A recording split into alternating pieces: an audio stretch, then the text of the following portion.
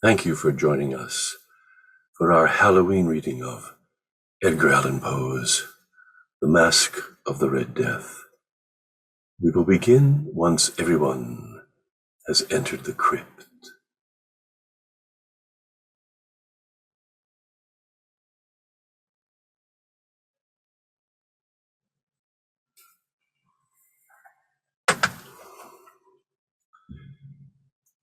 Now I see that everyone has entered the crypt area. So, good evening. We hope you all have found a comfortable place on the crypt floor. Don't worry. The stones may be cold, but the reading gets hellishly hot. Thank you for joining us for our Halloween reading of Edgar Allan Poe's The Masque of the Red Death. The tale should last approximately 20 minutes. Afterwards, we will open the vault door for your getaway. And remember, although this reading is free, you can donate at our website, Theater 2020. Now, get as ghoulishly comfortable as you can as we present our reading.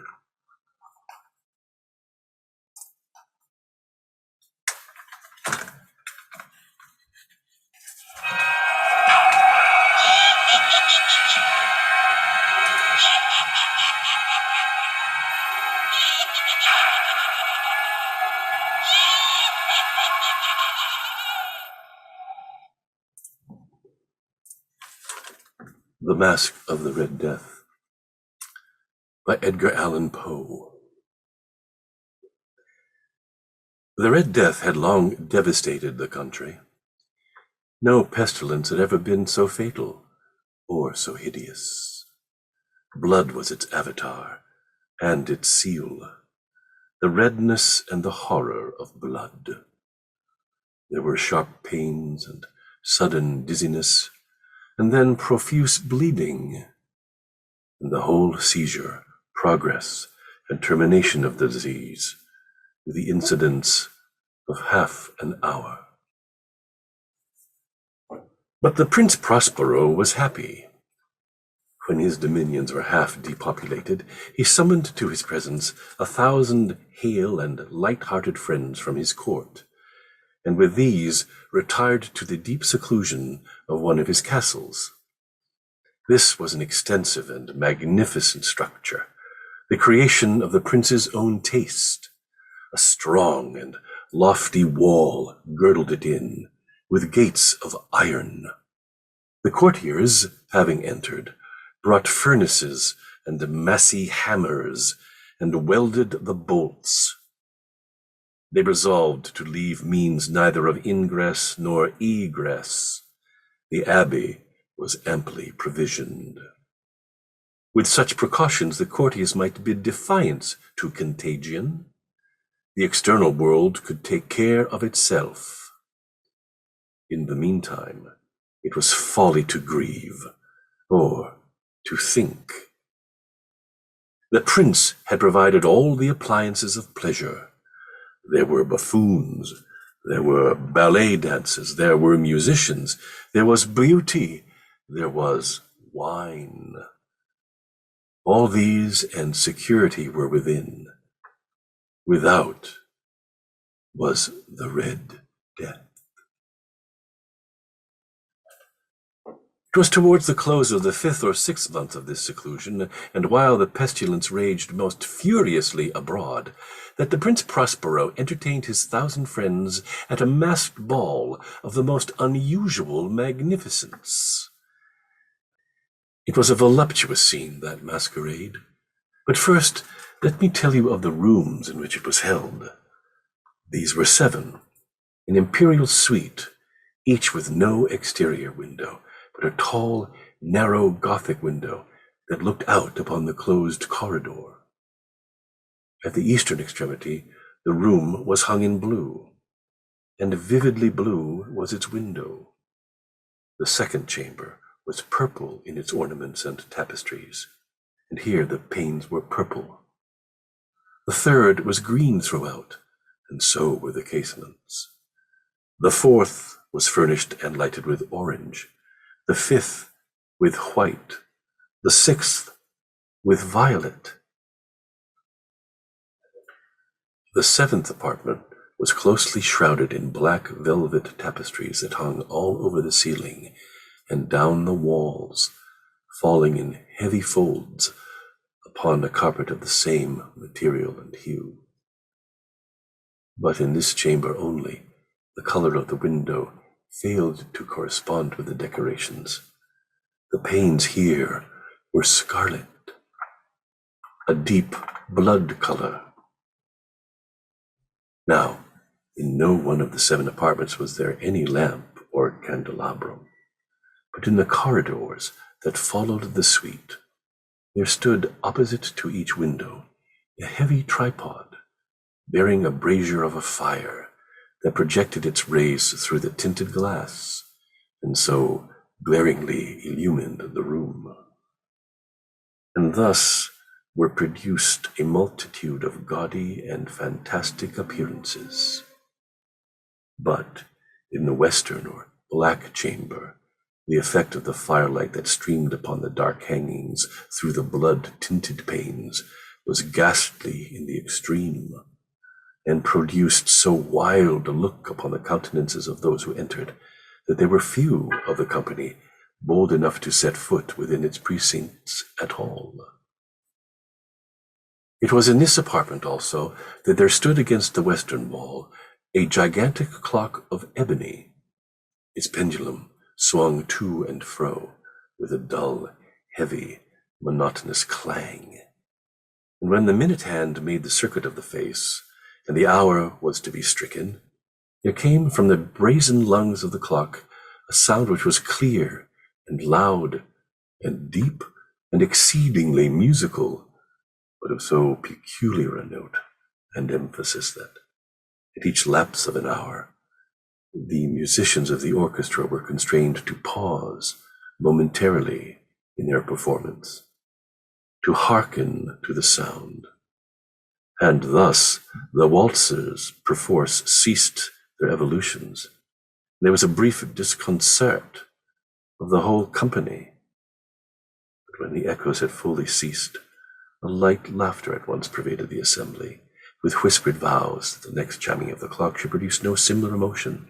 And then, after the lapse of 60 minutes, there came yet another chiming of the clock, and then, with the same disconcert and tremulousness and meditation as before.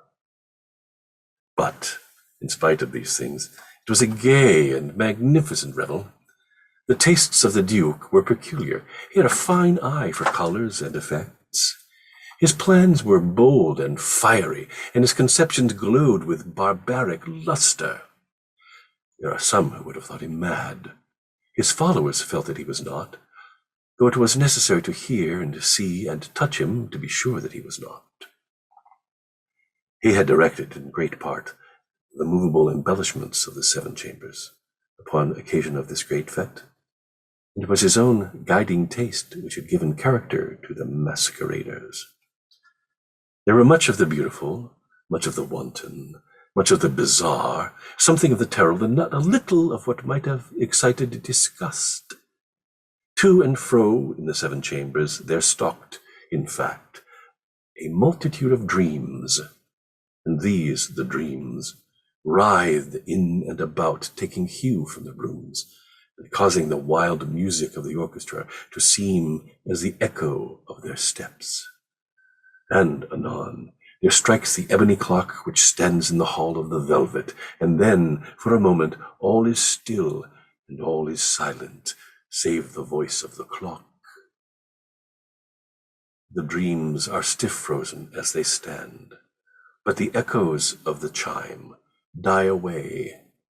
They have endured but an instant, and a light, half-subdued laughter floats after them as they depart. And now again the music swells, and the dreams live and writhe to and fro more merrily than ever, taking hue from the many-tinted windows through which stream the rays from the tripods. But to the chamber which lies most westerly of the seven, there are now none of the maskers who venture, for the night is waning away, and there flows a ruddier light through the blood-colored panes, and the blackness of the sable drapery appalls. And to him whose foot falls upon the sable carpet, there comes from the near clock of ebony a muffled peal more solemnly emphatic than any which reaches their ears who indulge in the more remote gaieties of the other apartments. But these other apartments were densely crowded, and in them beat feverishly the heart of life, and the revel went whirringly on, until at length there commenced the sound of midnight upon the clock, and then the music ceased, as I have told, and the evolutions of the waltzers were quieted, and there was an uneasy cessation of all things as before.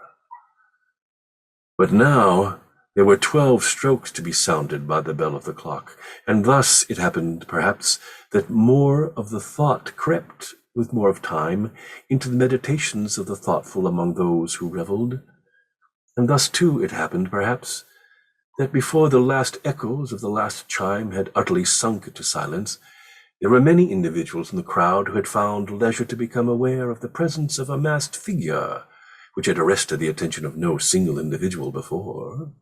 And the rumor of this new presence having spread itself whisperingly around, there arose at length from the whole company a buzz, a murmur, expressive of disapprobation and surprise, then, finally, of terror, of horror, and of disgust.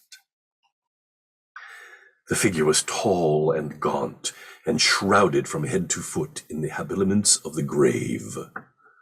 The mask which concealed the visage was made so nearly to resemble the countenance of a stiffened corpse that the closest scrutiny must have had difficulty in detecting the cheat. And yet all this might have been endured, if not approved, by the mad revellers around. But the mummer had gone so far as to assume the type of the Red Death. His vesture was dabbled in blood, and his broad brow, with all the features of the face, was besprinkled with the scarlet horror. When the eyes of the Prince Prospero fell upon this spectral image, which, with a slow and solemn movement, as if more fully to sustain its role, stalked to and fro among the waltzers, he was seen to be convulsed in the first moment with a strong shudder, either of terror or distaste, but in the next his brow reddened with rage.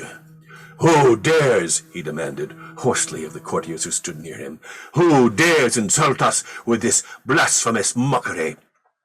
Seize him and unmask him, that we may know whom we have to hang at sunrise from the battlements." It was in the eastern or blue chamber in which stood the Prince Prospero as he uttered these words. They rang throughout the 7 chambers loudly and clearly, for the prince was a bold and robust man, and the music had become hushed at the waving of his hand. At first, as he spoke, there was a slight rushing movement of this group in the direction of the intruder, but there were found none who put forth a hand to seize him, so that, unimpeded, he passed within a yard of the prince's person. While the vast assembly, as if with one impulse, shrank from the centers of the rooms to the walls, he made his way uninterruptedly, but with the same solemn and measured step which had distinguished him from the first. Through the blue chamber to the purple, through the purple to the green, through the green to the orange, through this again to the white, and even thence to the violet. Every decided movement had been made to arrest him. It was then, however, that the Prince Prospero, maddening with rage and the shame of his own momentary cowardice, rushed hurriedly through the 6 chambers, while none followed him, on account of a deadly terror that had seized upon all. He bore aloft a drawn dagger, and had approached in rapid impetuosity to within 3 or 4 feet of the retreating figure, when the latter, having attained the extremity of the velvet apartment, turned suddenly and confronted his pursuer. There was a sharp cry, and the dagger dropped gleaming onto the sable carpet, upon which, instantly afterwards, fell prostrate in death the Prince Prospero. Then, summoning the wild courage of despair, a throng of the revelers at once threw themselves into the black apartment, and, seizing the mummer, whose tall figure stood erect and motionless within the shadow of the ebony clock, gasped in unutterable horror at finding the grave cerements and corpse-like mask which they handled with so violent a rudeness untenanted by any tangible form. And now was acknowledged the presence of the Red Death. He had come like a thief in the night, and one by one dropped the revelers in the blood-bedewed halls of their revel, and died each in the despairing posture of his fall. And the life of the ebony clock went out with that of the last, and the flames of the tripods expired, and darkness and decay and the Red Death held illimitable dominion over all. The end.